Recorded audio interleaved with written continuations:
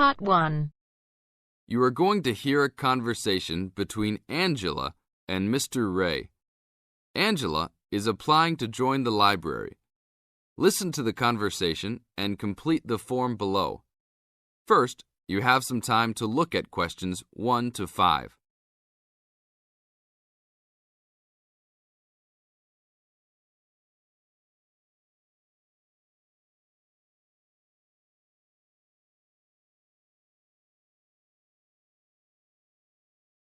Now we shall begin. You should answer the questions as you listen, because you will never hear the recording a second time. Hello, how can I join the library? Well, you need to make an application. Would you like to do it now? Yes, if I can. One moment and I'll get the form. Now, I just need to ask you a few questions before you sign at the bottom. Okay. Your full name, please. Angela Mary Price. Price? Yes, that's right. Okay. And your address? Apartment 3, 86 Bridge Street, Pimlico. Bridge Street. That's just near here, isn't it? Yes, not very far. Good. So the postcode must be 2065, right? Yes, that's right. Now, your telephone number. I need both home and work if you have them. My home number is 8763-5142, and work is 8456-1307. Do you need anything else, like ID or something? Yes, your driver's license will do, if you have one. Right. It's easy to remember. I know it by heart. 4040AC. I'm afraid I'll also need to see it. Okay, here it is. Thanks. And your date of birth, please? 24 March 1981. Okay, thanks. That's the most important part completed. But if you don't mind, I'd also like to ask you a few questions for a survey we're conducting. Yes, that's okay. Now you have some time to read questions 6 to 10.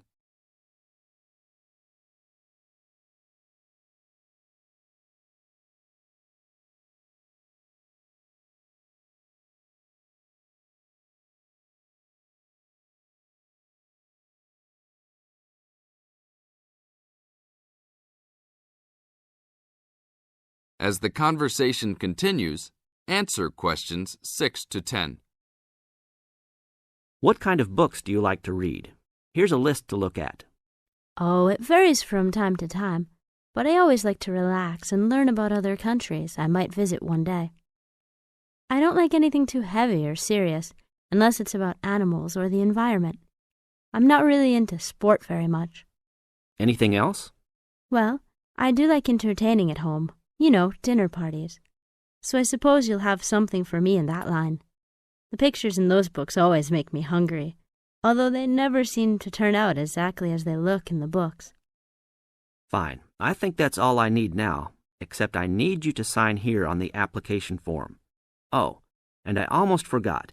The membership fee is $20, which is refundable if you no longer stay a member. There you are. Do I sign at the bottom here? Yes, that's right. You can borrow books now if you wish, although your membership card won't be ready until next week. So if you want to borrow today, you can pick up your card when you return your first books. That's if you want to take some now. I think I will, but I'll have a look around first. Okay, take your time. That is the end of Part 1. You now have half a minute to check your answers.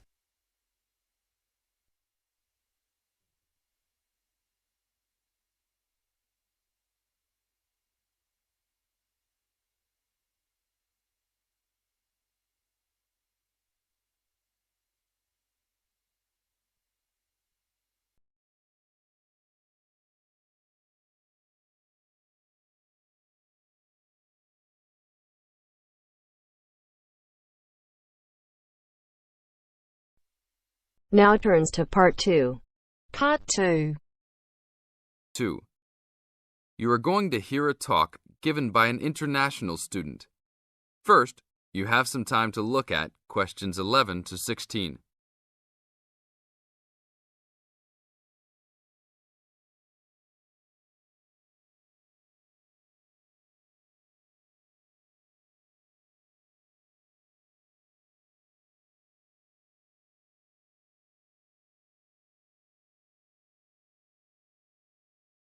Now listen to the tape and answer the questions. As an international student coming from Sierra Leone, it gives me great honor to give these opening remarks and welcome you all to Ashesi University, where excellence is the code. I believe I speak on behalf of my fellow colleagues when I say we feel that we are the most fortunate and privileged university students in Ghana. You may ask, what is the basis of such a conclusion?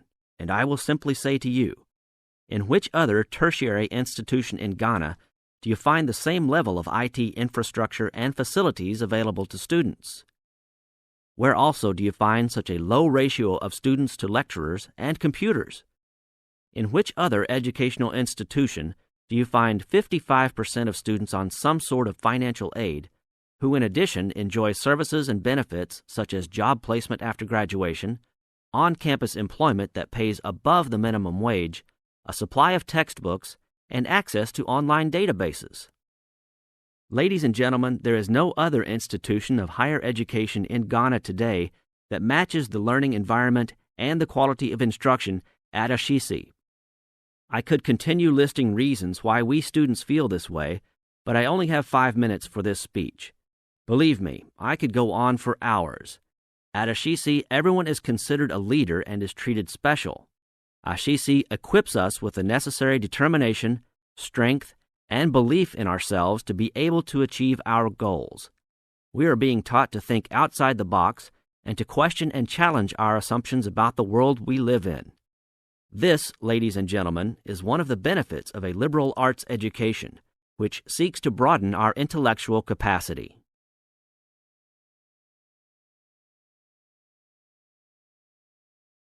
Now look at questions 17 to 20.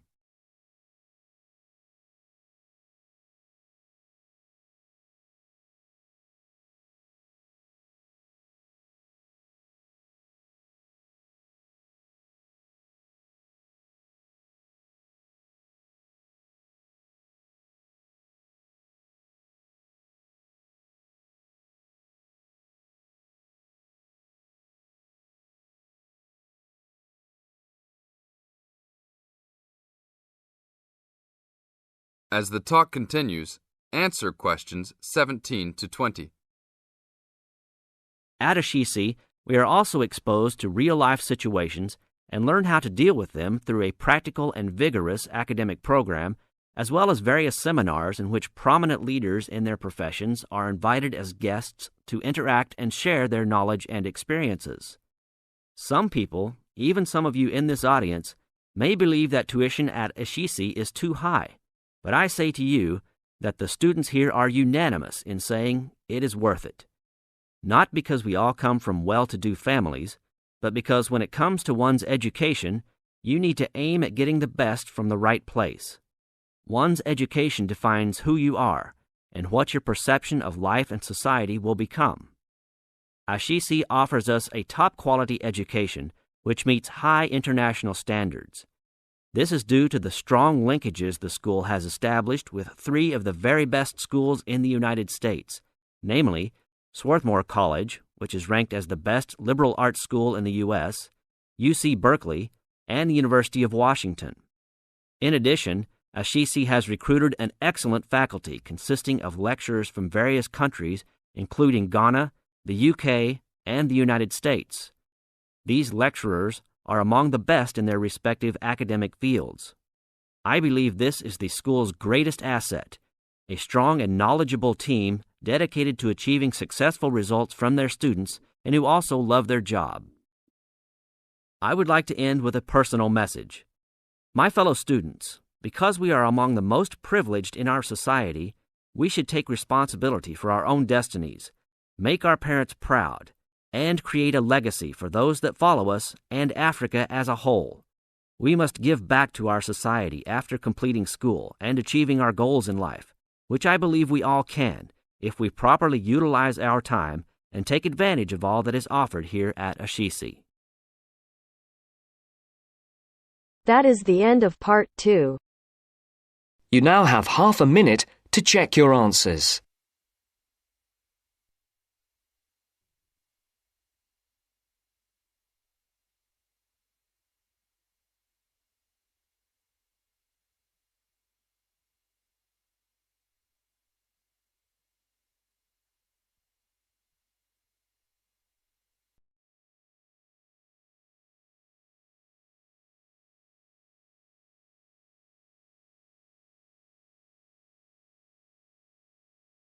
Now turns to Part 3.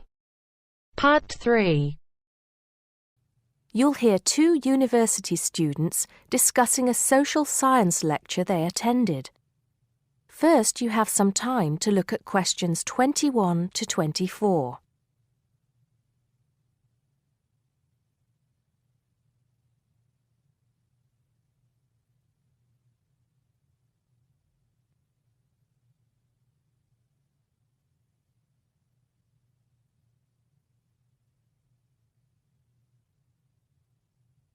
Now listen carefully and answer questions 21 to 24. Did you go to the first social science lecture yesterday? Yeah. Didn't you see me there? No. I was trying so hard to understand the lecturer. What didn't you understand? A lot of it, really. For example, he said we needed to study history as part of the course, but I didn't get why. You probably missed it. He said early on that we need to learn from our past mistakes. Right. But he also said we need to put ourselves in the place of our ancestors. Why is that? I think the point is that it's not enough to know how they lived and what they did. We need to know what they thought. I see. And I've written transferable skills in my notes next, but I have no idea what that means. If you study social science, you learn skills that you can use in a job. Oh, right. Is that all? Okay, but why is that? The point he made was that in studying social science, you use a flexible and adaptable approach to learning. Before you hear the rest of the conversation, you have some time to look at questions 25 to 30.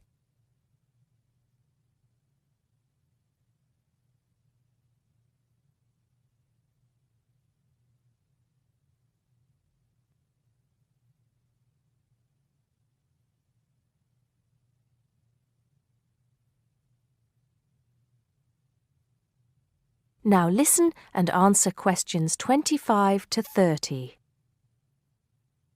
He also kept mentioning all the other subjects we will need to study as part of the course. I didn't write them all down, did you? Some of them. I think I can make sense of my notes. The first one was anthropology, which he said would cover prehistory and archaeology as well. Okay. Then there's economics.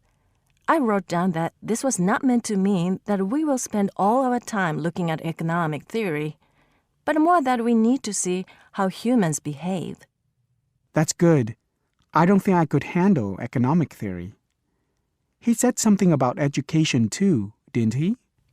Yeah. He said we'll be looking at how cultural information is handed down from one generation to the next through teaching children. He said we'd be focusing on geography too, but I can't really remember which aspects. Can you? I noted it down, I think. Here we are, yes, particularly in relation to urban planning. It's law that I got confused about. I didn't understand why he linked that to economics. I think he meant that laws affect the way wealth is distributed. That makes sense. Now, what are the science wars? Okay, I did get that. The science wars are about how social science collects information. In sociology and social work, and in social science generally, they can only study patterns of behavior and observe. If you compare that to the way scientists work in physics or chemistry, it's very different because they use specific experiments that can be tested and which give concrete answers. Social studies is often accused of being unscientific. That's all. Okay. But it still looks like a good course, doesn't it? You don't have any regrets, do you? None at all. I'm looking forward to it. That is the end of Part 3. You now have half a minute to check your answers.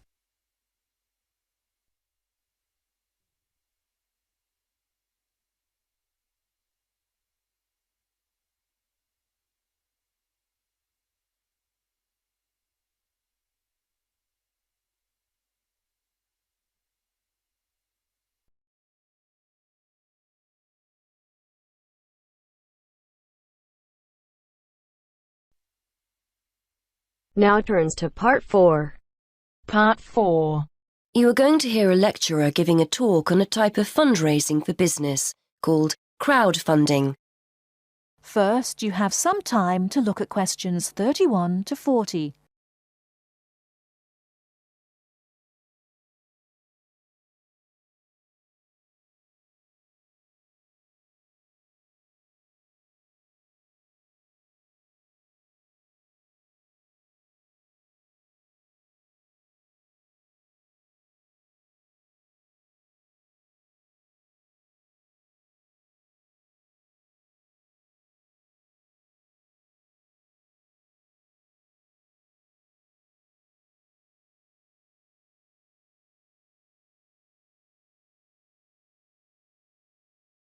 Now, listen carefully and answer questions 31 to 40.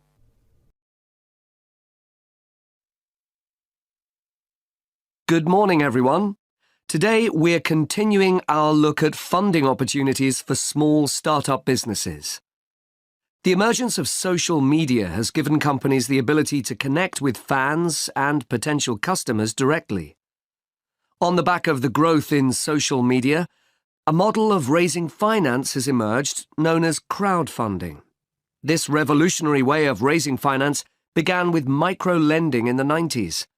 More recently, an equity-based model has emerged that allows people to invest directly in a new company. We're going to examine this in more detail later, but let's turn first to a third model, which I'll term a fan-based model. With this model of crowdfunding, individuals are encouraged to give an amount of money to support the launch of a project or initiative without the promise of any financial return. Instead, there's a reward for donating. This contrasts with the micro-lending model, which would require a return on investment, and the equity-based scheme, which may offer shares. Crowdfunding portals or websites allow the business concerned to present the initiative along with the financial target required. There's a fixed time limit for fundraising, and if the target amount is reached, all donations are paid to the company or individual. Whether it's an author planning to write a new book, an independent film company looking to make a new film, or a technology company with an idea for an app, the person or company needing funding would turn to its fan base for support. This is managed through one of the many crowdfunding online portals that have emerged. Of course, a fan or supporter of a particular initiative is likely to give money anyway. But donation-based crowdfunding will often make donating even more attractive by offering a rewards-based incentive scheme. Let's take a film company, for example, that needs funding for a new film. For a small set donation, the donor might be offered a free ticket to the premiere or a DVD of the film. A larger set donation might be rewarded by the chance to attend a launch event when the film goes live. Those people who make bigger donations could even be offered the chance to meet the cast of the film, whilst the highest level donation could see the person's name mentioned in the film credits. For companies that already have a significant fan base, crowdfunding offers a fantastic opportunity to raise money quickly from a large number of people, each of whom donates just a small amount of money.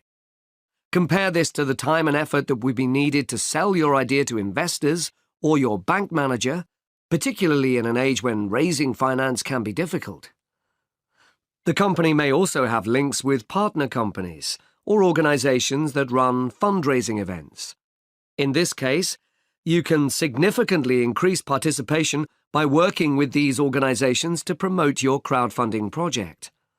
Another significant advantage is that you can reach out to your fan base for feedback on the project while it's being developed, thus making the final product more appealing. Crowdfunding enables you to raise awareness of the product at an early stage, thus increasing the potential for sales. With so many people behind you, it can also act as a great incentive to get the best possible product out on time and on budget. However, there are disadvantages to bear in mind. The model can be described as all or nothing. If you don't reach the monetary target required in the agreed time all promises of donations are cancelled and no money is paid, leaving you back at square one.